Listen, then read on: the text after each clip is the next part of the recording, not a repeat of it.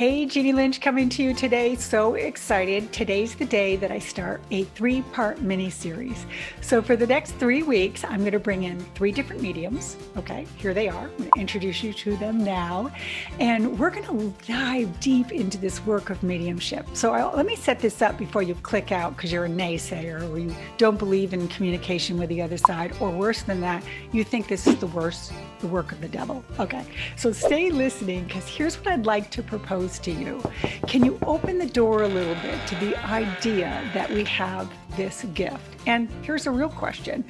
Can anyone do this? My mentor taught me that everyone's intuitive, but not everybody's a medium. I'm going to be asking that question in this series, and we're going to be finding out, what do you do with the naysayers? Who is this work for? So whether you're somebody who has lost somebody and would absolutely love to make a connection, you'll be able to ask questions below, or you're somebody who is a healer and you'd like to learn more about doing this work.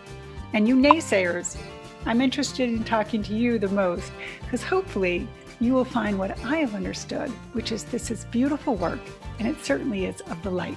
So, can't wait for you to meet these 3 mediums. That beautiful mini-series, it's coming up next.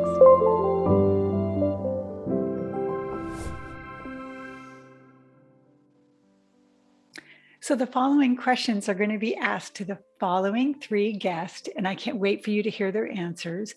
They were each asked these exact same questions, and you're going to find that each of them have their own unique way of answering the same question.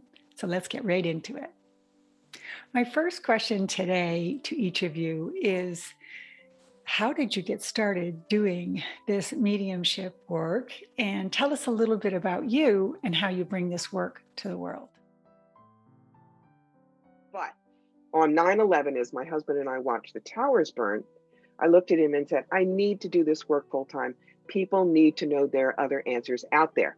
He looked at me and said, I believe in you, go do it. So for a year, I still worked 70 hours a week as an executive recruiter, did this work evenings and weekends. Once I knew I could make a living at it, said goodbye to corporate, and I've never looked back. Now I read 6 days a week, about 1,000 people a year. God, I love my life. Who is Chris Lippincott? I'm a psychic medium, and one of the things that I do is to really help people connect with their loved ones who have transitioned. Some people call it across the veils to the other side. It's really connecting to sources of love here in the physical, love in the non-physical. And so one of the things that I find so beautiful, one of the things that really motivates me is bringing through Spirit's transformational love and healing to those who are in the greatest need here in the physical.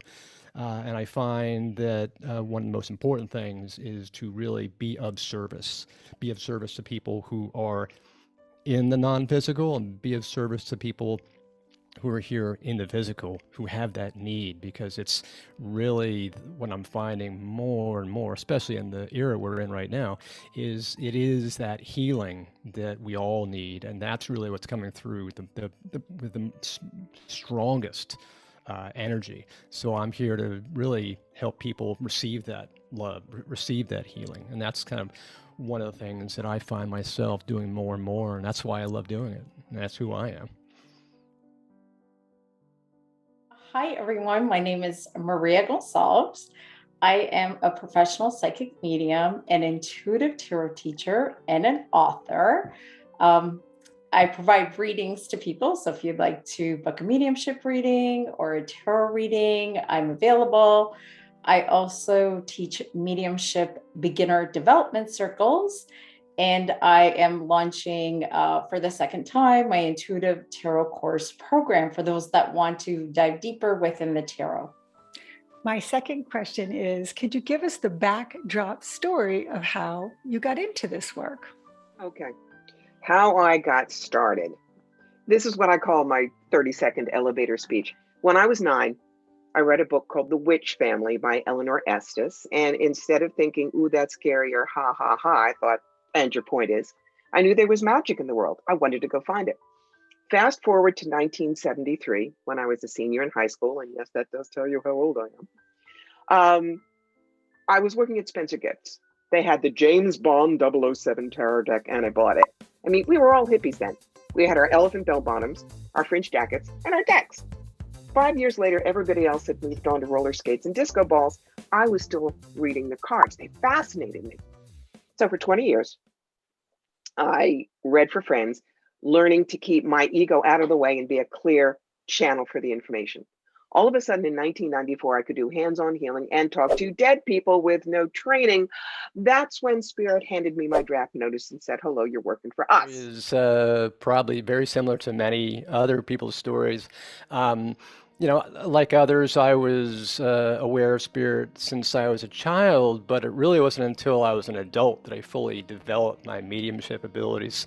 When I was a child, for example, I was having full conversations with my imaginary playmates. I was having full conversations with the trees, the animals, and the bunnies, and everything was alive. Everything was, you know, I thought it was a fantasy. I thought it was just me and my imaginary, friends. But in hindsight, which is always 2020, it turns out I should have been aware of something just a little bit different, because they were all having conversations back with me. And I get into my, teens, and I'm just like, okay, enough of this childhood silliness. I go on, good number of decades suppressing all this, always kind of looking over my shoulder, because I'm still always feeling this energy behind me. And I'm like, okay, I'm just a grown adult who's scared of the dark, not really understanding what this all is. And it never really dawned on me there was something more than meets the eye, because all of a sudden I started having this incredible fascination for about 20 years, reading everything paranormal, everything about not just NDEs and mediums and everything else, but also the afterlife writings, automatic writings, trance descriptions, one-on-ones with spirit. And I just was going down the rabbit hole deeper and deeper and deeper for about 20 years. Of course, that's spirit dropping the breadcrumbs right in front of my nose, leading me along.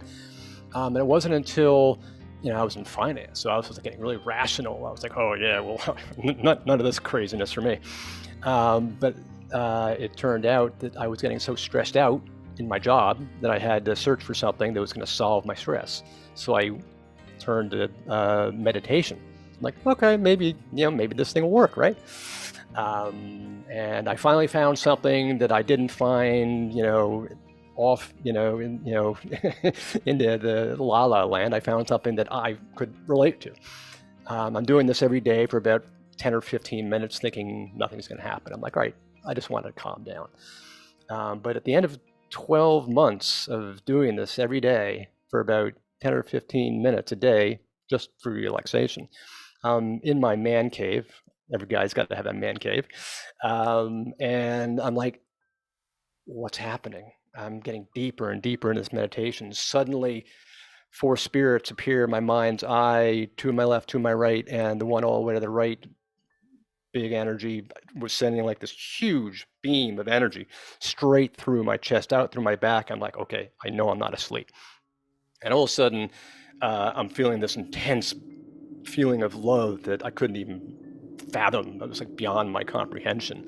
And I then started to feel that I'm working with this thread of love out in some space that I wasn't aware of. And I'm connecting with everything. I became like a singularity. I was connected to everything, and everything was connected to me. I was everywhere and nowhere at the same time. And when I came out of this, I was like, I had to process it. And then all of a sudden I started feeling all those childhood feelings again, the energies, the voices, the sensations. I could have communications with things that weren't visible to me. I had vivid dreams all of a sudden, and I could see things in my mind's eye that I couldn't before. And all of a sudden it's like the portal reopened wide, and I started feeling, okay, there's something more to this. I've got to understand it. And I started feeling it's not for me. It's not to be used by myself. It's for the greater good. There's a purpose here. And I started investigating it, researching it, because I was an analyst. What else does an analyst do, right? So I researched it, and I started realizing this is mediumship. That's the ability, and I started training and learning, and ever since then, it's what I've always been doing and loving, and I love that connection. I actually had a severe back injury 20 years ago. So after I hurt my back really bad, I wasn't able to work, and I could see spirit. I could see, hear, sense spirit. Many times I would be really confused, and I thought, oh my goodness, I'm losing my mind. Then I actually started going to healers to help with the pain, like to help with the back pain. But what I didn't realize is each time I went to a healer was a strengthening ship, because I was doing so much more meditation to help with the pain, which I didn't realize that's what I was doing looking back. Also, after I hurt my back, I didn't really understand what mediumship was. It wasn't on my bucket list. Like I have friends that were like, yeah, that's so cool. And I'm thinking, I don't know what this is. I don't know how to control it. So for me, in the beginning, I actually struggled a lot because I didn't understand it, but I had this incredible gift. So then I started going to workshops where friends of mine would be like, oh, this is so cool. We're going to go learn this. And I'd be like, I'm here to figure out how to control this. I'm here to figure out how to understand this, because I really don't understand how this all works. I just know I see spirit. They have messages for their loved ones.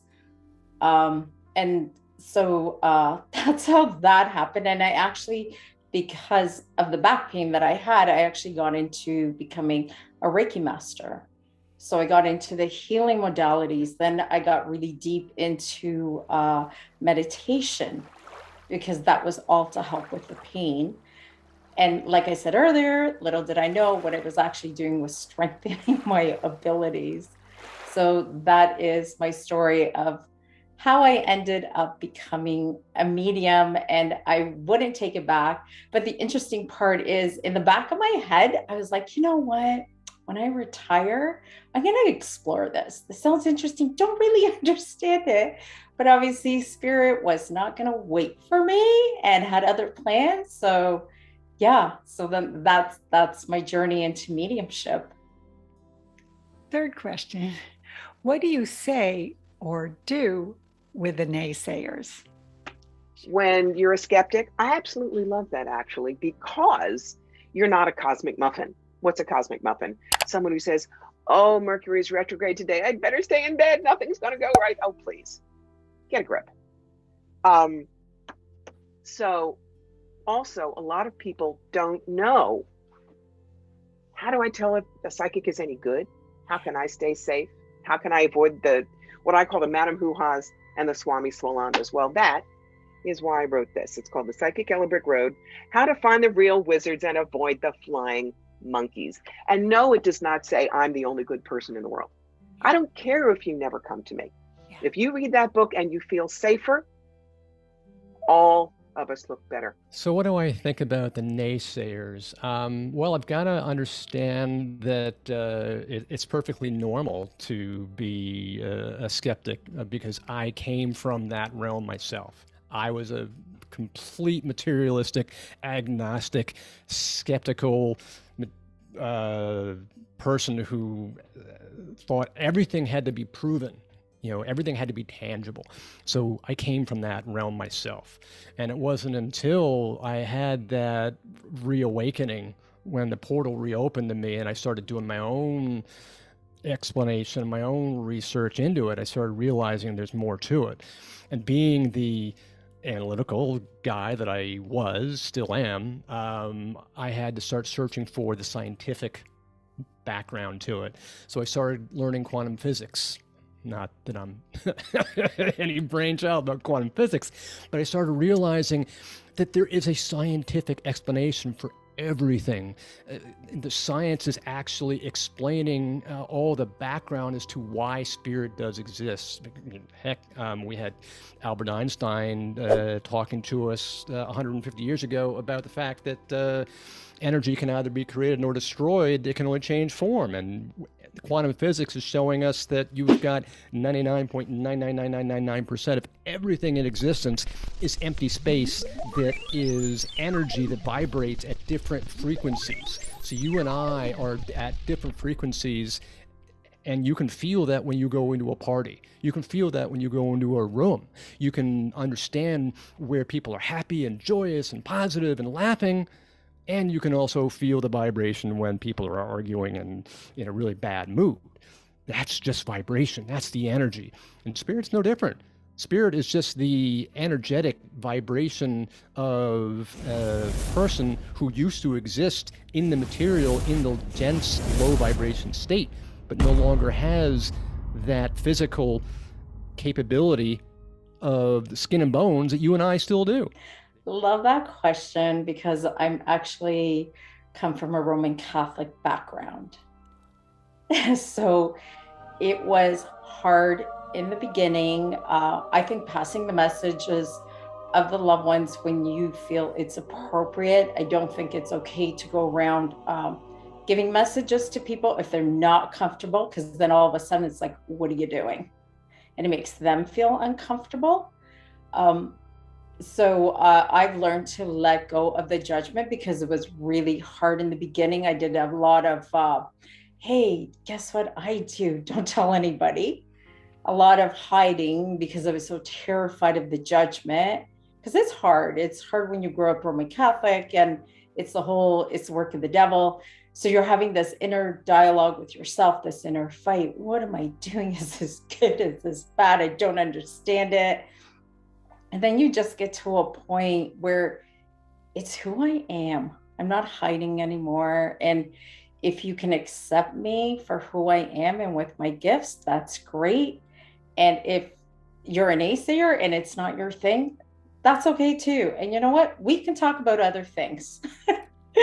You know what I mean? Like, we don't always have to speak about mediumship if I'm interested in other things too. So we could talk about other things. But what I do find is people will come for messages, the naysayers, they'll get the evidence that touches their heart, some part of healing, and they walk away with, I wonder, that felt so real. Could it be true? Are they still walking alongside us on the other side? And that's my job, right? To work for spirit. And that's where my focus always is. And then, yeah, it's just everybody has a different opinion about everything. And it's being okay with that and not carrying that judgment for myself, and understanding that's their opinion and that's okay. They're allowed to have their opinion. Question number 4. What is the best part of doing this work in service to others? The best part about my work is that it can help, it can give them answers. It can help them navigate their own life better. I am not only a medium, I am a certified tarot master. I am a past life specialist. Yeah. Anybody comes to you and says, I have a message for you, and you don't know them, you don't trust them, how do you know they're any good? You say to them, no, I refuse the message. And if they keep bugging you, you go and you report them as harassment to the manager. Yeah. I have known the magnificent mediums from Lilydale, one of the best spiritualist communities in the United States. They will never do that. They may walk up to you and say, excuse me, but my name is Reverend Shirley and I am from Lilydale. I believe I have a message. May I come to you? And if it's no, it's no. Yeah. And it's the same thing for healers. Look, I'm a hands-on healer, and if you have a migraine, I'd love to help. But if you say, no, please don't, I go away. There have been times when I've had a headache and a healing says, let me help. And I say no. And she says, no, really. And I have to scream at them, get away from me. And they go, you're not full of love and light, are you? Well, you're not listening to boundaries, are you? Yeah. That's why people are scared of us. Yes. They think we have no boundaries and don't respect theirs. Yeah. We must. Clearly, everybody who's watching you right now, this is a passionate topic for you. I love it. I love it. People are afraid of us. Yeah. And I think we have no manners. Yeah. No boundaries is such a great way to say it too. So I love this. Best part about my work, I would definitely have to say seeing the recipients heal, and also receiving the healing as sort of a tangential experience myself. When a person comes in for a reading, quite often they're a little bit tentative. They're not quite sure what to expect most of the time. And you can also sense that there's a palpable grief. There's a palpable blanket on them, holding them back. They're not their full self. They're not living their life to the fullest, understandably. And they're kind of hopeful. They're kind of wishing. You can kind of see that, sense that.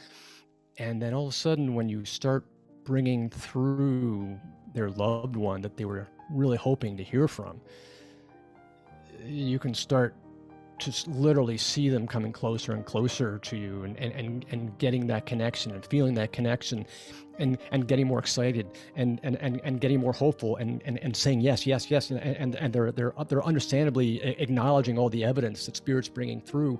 And sometimes there's tears of joy. Often there's times of tears of joy where the happiness that, oh my gosh, this person is still alive. Oh my gosh, this person hasn't just vanished into nothingness. Oh my gosh, this person's here for me. And the wisdom that comes through, the love that comes through, the healing that comes through just from words is astounding. And as that healing comes through, you see it, what to me, the way I can only explain it is it's almost like the clouds part and the sun starts to shine on the recipient, and you just see this beautiful loving smile or happiness on their face. And it's that beautiful joy and happiness that I see, and I'm transformed myself. I love that transformational healing. And so that's really why I do this. It's bringing through that healing and that love. So the best part of doing readings for me during a reading is that moment, because there's always that moment in a reading where the person receiving the reading, they get this twinkle in their eye where they're like, that's them. She really got them. They're really watching over me. Oh my goodness, they passed away, I don't know, 20, 30, 40 years ago. And they know I just got married. They know I just had a baby. How do they know that? And it's just that confirmation that they're not alone.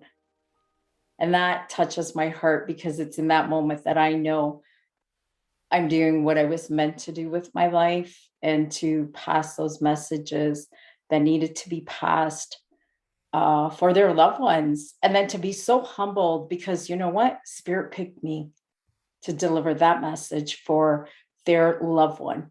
And that is the most humbling experience anybody can have. For myself, it's even like when I was doing Reiki, I used to go to the hospital and I would do palliative care. And I just thought, like, wow, like, how humbling is this to be able to be here with this family in this vulnerable space, just like readings, it's all vulnerable. And to be so humbled by that. I think too, that's for and that probably goes back to my roots of healing, right? Like healing when I was doing volunteering at the hospital for palliative care. And again, healing within readings, because I think readings are a powerful way for healing, because sometimes people get stuck. They're stuck wherever they are in their lives. And it's almost like they need permission from their loved ones that have passed to be, is it okay for me to go down this road? Like the things that come through in readings is so powerful for the person that is receiving the reading. And then I teach beginner mediumship circles.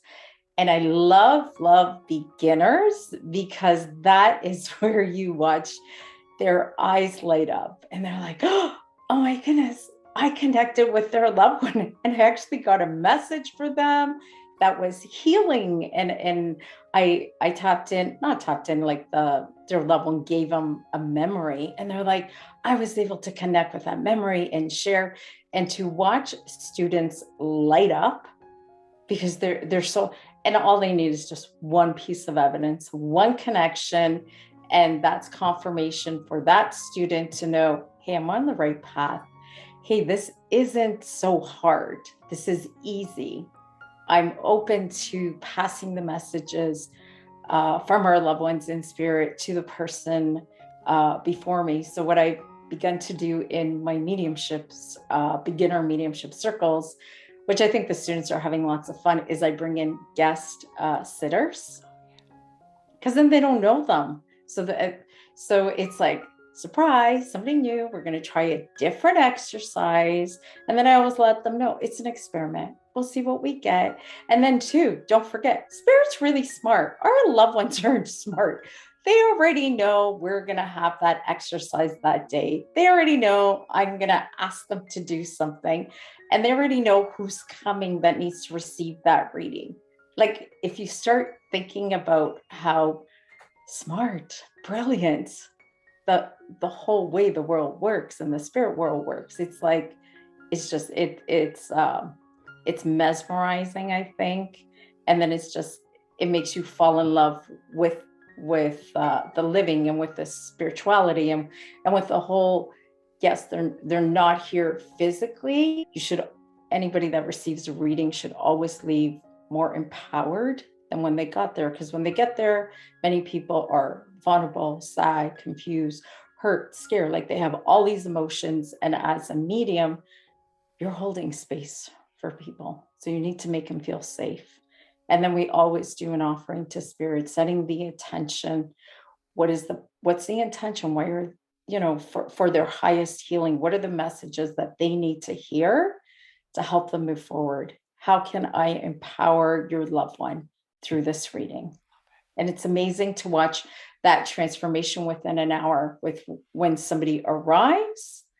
And then as you're going through and the memories they're bringing through and, the permit, because I find there's like this permission. Yes, you can move forward, or the reminding, don't forget, you're allowed to go do this. You're allowed to be a kid. You're allowed to have fun with your life.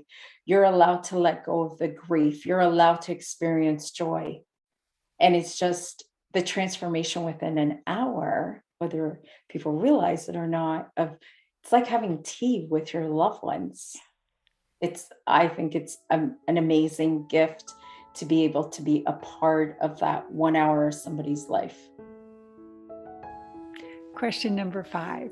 Can anyone be a medium? We all know that everyone's intuitive, but can everyone connect to spirits? How would you answer that? Meetings, my darlings, you can do what I do. I'm not special.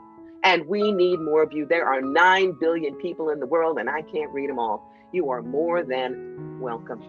So I have a mnemonic, and the word is answer. And this is how to prep for a great psychic experience.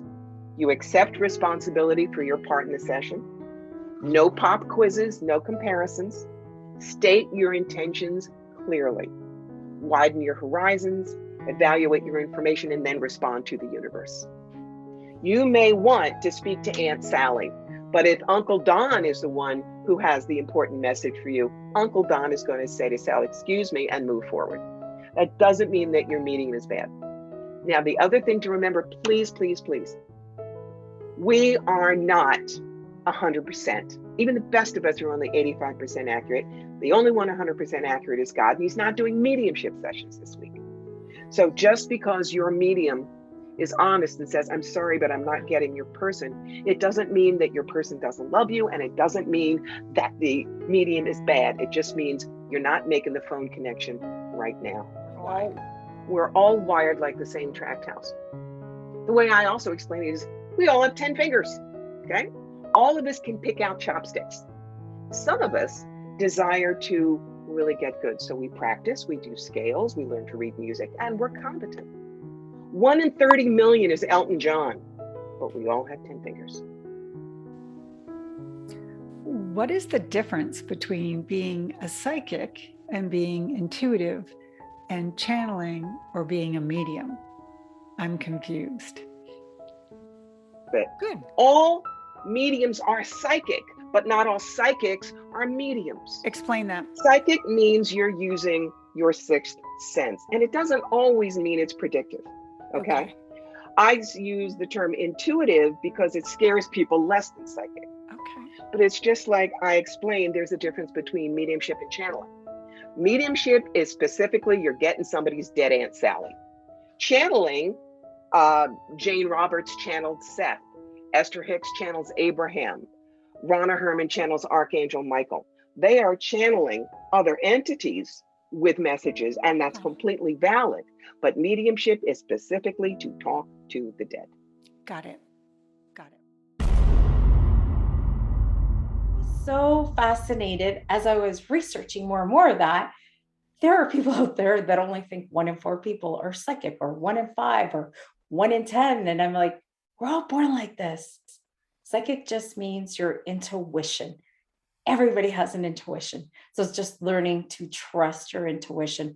So those videos on Psychic Straight Talk that I'm doing, it's all about empowering you again and getting rid of all the stuff that's out there and just making it really simple for you to understand. So if you've got questions, email me and I'll see if I can do a video to answer your questions on their little short videos. I also do Psychic Straight Talk on Clubhouse. So if you're on Clubhouse, every Friday night at 8 p.m. Eastern time, we do tarot readings and we have amazing conversations about tarot and energy. I also have another club called Mediumship Cafe, and there we do mediumship readings, little small mediumship readings, and I invite different mediums on from different countries because I think it's so cool when we're doing readings together. And now we're doing a chakra club, no room, on the Psychic Tarot. So follow the Psychic Tarot Cafe and the Mediumship Cafe, because I love to do collaborations with other people and just have these fascinating, down to earth conversations that you can apply to your daily life. Because at the end of the day, we're living a physical world. So I think that's super important to have that knowledge. So good. Okay. Well, hopefully if you're listening or watching this, that will line up with you. And so I guess we'll say, why don't we ask some comments below? What do you guys think? If you're listening to this, what are your belief systems around that? So maybe we can have a beautiful dialogue out on our channel. Be a medium. I would respond, yes. Anyone can be a medium. And the reason I say that is that our psychic abilities are really just lying dormant beneath the surface. The difference is that sometimes the ability is right below the surface, sometimes it's far below the surface based on where the person is, either in their life experiences, or perhaps genetically. It's very similar to somebody who's playing a piano. You've got some talents who are able to play the piano at a very young age just because it's lying right below the surface. But of course, they have to be trained too. You've got other people who can certainly bang out on the keyboard, but it's going to take them a long time and a lot of dedication and a lot of perseverance to go to Carnegie Hall. Everybody can go to Carnegie Hall. It just takes a lot of work. Of course, some it's going to take just a little bit less time based on the fact that their abilities are that much closer. And kind of looking at it from the logical, analytical side yet again, if you were to look at it on a chart and you put ability on one axis and time on another axis, obviously the greater the ability or closer to the surface, the shorter the amount of time it would take the person to develop fully. Of course, the deeper and farther below the surface, and thus the smaller the amount of innate natural ability that's sitting there, longer it's going to take that person. They can still get there. It's just a matter of time, dedication, practice, understanding. So yes, I would say that everybody can do it, and it's not just for the special few. But I would say what people find is that, just like going to Carnegie Hall, unless you've got that motivation, unless you've got that innate drive to do this for whatever it is that's inside you, to make it come out fully, it's going to be difficult. But the development of mediumship always takes time. We learn through lifetime, the entire lifetime. We never stop learning. So that's what I would say. that question, I think you can. I like to compare that question with can anybody draw the sun? And as little kids in kindergarten, we can all get the paintbrush and we can all draw the sun. We can all draw the circle and then, the little things that stick out of the sun. Everybody can draw that. And then there are those that really like drawing, and then they go up to grade 12, and then they draw a sun that takes your breath away. So I compare that with mediumship. Yes, we can all be mediums, and I believe we all are. When our loved ones pass, every single person can connect to their loved ones after they pass. You can feel their presence. You begin to get messages and you become aware. So now that you're starting to experience that, if the desire is there and you're like, I really like this work. I really enjoy when I connect to my loved ones. And now I want to be of service to others and pass messages and connect to other people's loved ones. I strongly believe if that desire is there, no reason why you can't. It's like anything. Yeah. Hey, thanks a lot for watching this video. Always interested in what do you think? Please leave a comment below. Would love to hear your intake on whether you like this video or not. And don't forget, that little beautiful subscriber button with a little bell for notifications helps me stay connected to you when a video goes up. Let's get back to the video now. I'm going to ask you each the very same question, and how you answer it is completely up to you. So my question is regarding spirit and connecting to spirits. Do either of my children have a message for me today? Respect you're asking, but I am absolutely not going to answer it on the air, but this is why. Okay. I do my mediumship a little differently. In order to get someone fast, I get what I call their dog tags. For instance, my father, Jerome Richard Dorkin, who died in 2001 at the age of 80. Notice that tells me nothing, but immediately gets me into the energy. And the way my guides have chosen to work with me, it's practically like charades. If I find my hand doing this, they smoked. This means there was surgery. This means it was a sudden accident. Two fast examples. There was a woman who wanted to speak to her father-in-law who had passed, and I find myself miming a pool cue. He taught her how to play pool. There was a woman who wanted to speak to her grandfather, and I find myself doing this. Now, for those watching, remember, Americans salute with their palm down. Brits and Canadians salute with it out. She had just graduated from the Royal Canadian Mounted Police Academy, okay? But when someone's voice comes through, and no, it's not going to sound exactly like them, but I don't censor because you might miss a message. And the example I give is this. In Canastota, New York, there was a biracial same-gender couple. The Black partner had died, and her white widow wanted to speak with her. Now, look at this face. This is a nice Jewish kid from Cherry Hill, New Jersey. I was brought up with manners. But because I do not censor, what came flowing out of my mouth in flawless urban ebonics was, well, shit, if it ain't my white bitch. And I'm going, ooh. But the woman in front of me is nodding and laughing and crying because that is how her partner, Isabel, walked into the house when she came home from every business trip. Now, that is not something that I could literally safely say on a public venue.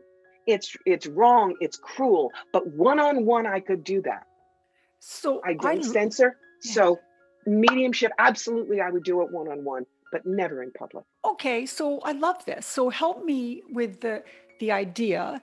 I've gone, in fact, one of the mentors that I've supported, Nan O'Brien, she's a world-renowned medium, okay? Yep. She would have these events where people would show up and ask questions, and it would be, the Jonathan Edwards, right? I'm getting a mic and he's at the back of the class, Yep. right? So is that off for you? Would you ever do public events? Not like that. But what I do is, remember, I said I was a past life specialist. I do galleries like that with past lives because I can get them immediately. For instance, at Lilydale, a woman with butch short hair raised her hand and said, could you tell me why I'm terrified to get wet hair in my face, even one strand? And it took about 5 seconds. And I said, okay, 5-syllable answer, Lusitania. In 1915, you were on the ship as a passenger. When it was torpedoed by the Germans, you went over the side. Your hair was very long, still the Edwardian mass. You hadn't had it bobbed. It took on a lot more water, and debris kept getting caught in it, and you drowned. And she looked at me and she said, is that why I'm afraid of going on a cruise ship? I said, probably. That's my strength. Got it. of a phrase, take yourself less seriously or lighten up. It's like they're as I go through this, it's like they're beating on the evidence. They're beating on who they are as the constant evidence, and it's like, take yourself less seriously. It's like, lighten yourself up, and I feel like that's very similar to who they were in the physical, still are in the non-physical, and I feel like that's kind of a message that's coming through right now. And they didn't want to follow the rules. They made their own rules. So amazing you asked that, because when I was sitting in the power and thinking about this, I just kept thinking of moms and daughters and messages of healing. So for me, I have had a little girl hanging out with me, and seashells. She keeps showing me seashells in the ocean. Do you understand that? The seashells and the oceans and the joy, because she's like, Mommy always did the best things for me. We were super silly. Do you understand that? We were super goofy, and we had our own little code language. Do you understand that? Yes, I do. Oh my goodness. I love her. And I feel like you would make pigtails and do things to her hair, because she's like, my mom loved to play with my hair, but sometimes, I have a very sensitive scalp and it would hurt. But there was like braiding, and then there was bows. Do you understand that? For the silliness. And let my mom know she brought so much joy to my life. And also this awareness of this fun. And then she's also letting me know she had a short life. She was only here for a short time. But in that short time, she had so much joy, so much love. She remembers the Christmases. She's telling me, my mom, she would make Christmas with a bang. Do you understand that? Like, you would go all out with decorations. Like, it was just, and then there would be a box. Because show me like a box for Christmas, then I unwrap the box, and then there's another box, and then I unwrap the box, and there's another box, and then at the bottom there'd be like, I want to say like the cutest little, but you had a bunch of boxes. Like, you did not make it easy for them to open Christmas presents. Do you understand? Like, there was so much fun, so much joy. Do you understand that? So the last question is, do you have a beautiful spiritual message out to the world today regarding this work? For all of you who want to work with us, remember, we're on your side. We don't want to bamboozle you. We don't want to trick you, and we don't want to lie. We will do our best for you, but you have to be open to trusting us that we're going to do our best for. I guess my inspirational message, my last parting thoughts would be revolving around love. And it's a broad topic. Let me narrow it down. Spirit is coming to us from a place of love, and the consistent theme that has been resonating in every single reading and all the trance readings that I do as well is this message of love, trying to get across the concept that not only should we be more aware of love, more aware of our connection through love with spirit, but also loving each other. And it's not just a state of human love, it's a state of spiritual love and spiritual connection and unity and singularity, and the concept that we're all one, and the concept that we are all connected in such a way that it gives us reason to love each other as we love ourselves. And that's a classic old line, and everyone wonders, well, what does it mean and where do we get it? That's how we get it, because we're all the same. We're all one. It's nothing but a singularity, and this life that we live here in the physical is truly like a dream. we're all zombies in a dream state, and it's an illusion, because when we begin to think about the singularity, we're all confused, because we're thinking, okay, well, I'm separate. I'm my own person, and that other person is separate from me, and I'm separate from spirit, and I'm separate from my God, who's got to be up there somewhere. When in fact, we're all one, and we are actually at one with source energy. And it's that beautiful love that we've got to be aware of. And Spirit's always by our side. That was why, I wrote my book with that title, Spirits Beside Us, because they're always with us. They never leave us. They're always by our side. And that's the one thing Spirit always wants to get through. They're always with us. They never leave us. We're the ones who close the door. So I would just say, we have to open the door and be more aware of the love that surrounds us. So that would be my message. My message, my inspirational message, and what I teach my students, whether it's tarot or mediumship, to always remember when people come to you for a reading or a healing, when I used to teach Reiki, always leave people more empowered. Lift people up, because that's super important to me, because I'm always, put yourself in their shoes. If you were going through what they were going through, how would you like the session to go through? How would you like to leave? Hey, this is Jeannie. Thank you so much for watching today's video, and I hope you learned and have a better perspective on what mediumship is all about. Please know that each of my guest media links are absolutely in the description, so feel free to leave comment below or reach out to them individually if you'd like to do some work around mediumship, or better yet, learn how to bring this beautiful modality to more people. This is Jeannie Lynch. I appreciate your time. Have a great day. Namaste.